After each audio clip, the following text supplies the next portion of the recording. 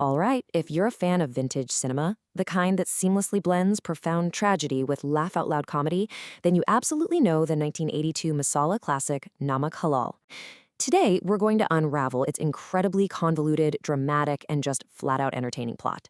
We'll be breaking down the exact anatomy of what makes the specific narrative tick using the actual events and dialogue straight from the film.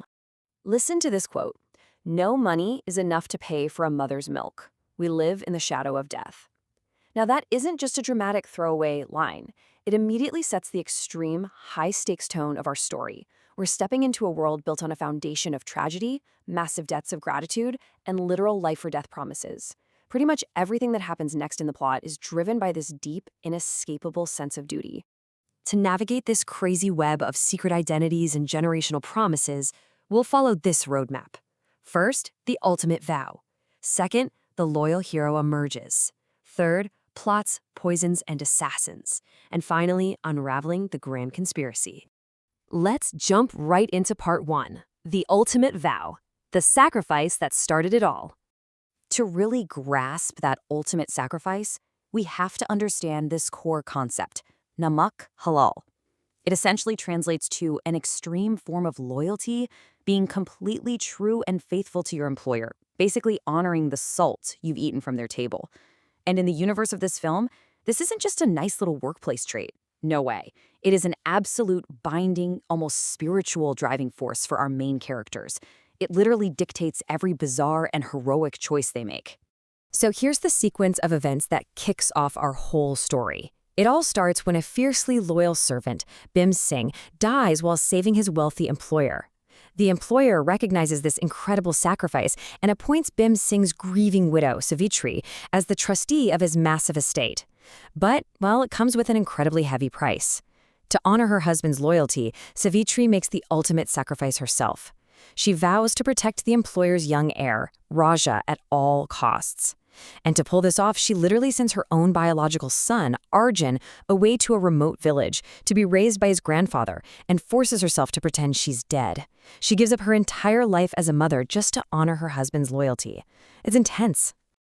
Moving on to part two, the loyal hero emerges. A clash of two worlds. Flash forward a few decades, and the tragedy of the past gives way to a massive tonal shift. Arjun, who is now this towering, pure-hearted young man, arrives in the city looking for a job at a luxurious five-star hotel. And he delivers this absolutely iconic, hilarious interview speech. He says, "I can talk English, I can walk English, I can laugh English, because English is a very funny language." Trying to prove how worldly he is, he launches into this totally convoluted, nonsensical monologue about cricket just to show off his English fluency. It's a legendary moment of comic relief that instantly shows off his unique, naive charm. And you know, this brilliantly illustrates the dynamic contrast at the very heart of our story. On one side, you have Arjun, raised in a village, super innocent, and taught by his grandfather to be unflinchingly loyal. On the flip side is Raja, living this wealthy city lifestyle, but utterly cynical. He firmly believes the world is entirely selfish, and he expects betrayal at every single turn. It's a literal clash of two completely different worlds, and the dramatic irony here is just incredible.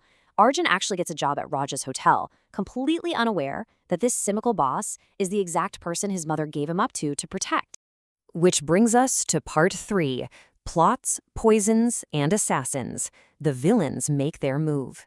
So, Raja's cynicism and paranoia? Turns out, they are completely justified. His own family members, his step-uncle Girdhar and cousin Ranjit, launch a rapid-fire series of absurd but deadly assassination plots against him to steal his massive inheritance. I mean, first, there's a birthday cake laced with deadly poison, which is tragically but kind of hilariously intercepted by a hungry dog. Then they attempt a honey trap orchestrated by a beautiful cabaret dancer named Miss Nisha. And when that fails, they send a masked assassin to attack Raja with a knife in the dark of his hotel room. But here's the thing. The villains' coordinated schemes just keep hitting a brick wall. Why? Because of Arjun.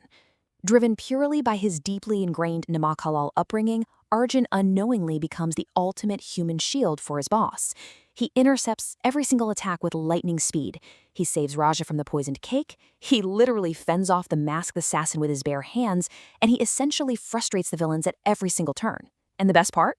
He's completely oblivious to the massive generational conspiracy he's meddling in. All right, part 4, unraveling the grand conspiracy, secrets revealed at gunpoint. Before the final explosive reveal, we really need to pause and map out who actually knows what, because like I said, the dramatic irony is off the charts. Savitri knows she's Arjun's mother, but she doesn't know who's orchestrating all these assassination attempts. Raja has absolutely no idea about Savitri's sacrifice. In fact, he tragically suspects that his foster mother Savitri is the one trying to kill him. And poor Arjun? He knows nothing. Zero. He still thinks his mother is dead. But eventually, the pressure cooker just has to burst.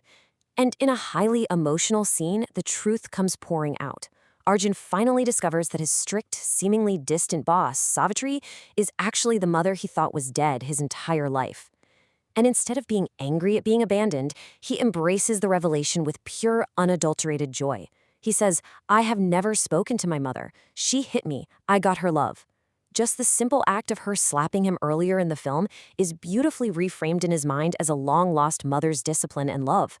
Okay, let's untangle this wild climax as the villains make their final desperate move. Hour 1, the true masterminds, Girdhar and Ranjit, finally step out of the shadows. They take Savitri hostage, putting a gun to her head to force Raja to sign over his wealth. Hour 2, Raja, finally realizing Savitri's true selfless devotion, willingly signs the forged will to save her life. Then, Hour 3 brings the ultimate twist. Arjun appears on the scene and seemingly shoots Raja dead to satisfy the villains. But right as they're rejoicing, Arjun reveals the bullets are actually fake. It's a brilliant trick to expose the traitors, instantly sparking a chaotic, high-energy final battle. Of course, the villains are completely outsmarted and physically defeated by our heroes. With the conspirators finally exposed and beaten, Arjun's unwavering devotion pays off in full.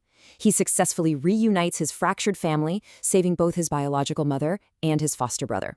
And, being a true Masala classic, the story joyfully ties up every single loose end with a heartwarming family reunion and a double wedding to celebrate the triumph of loyalty over greed.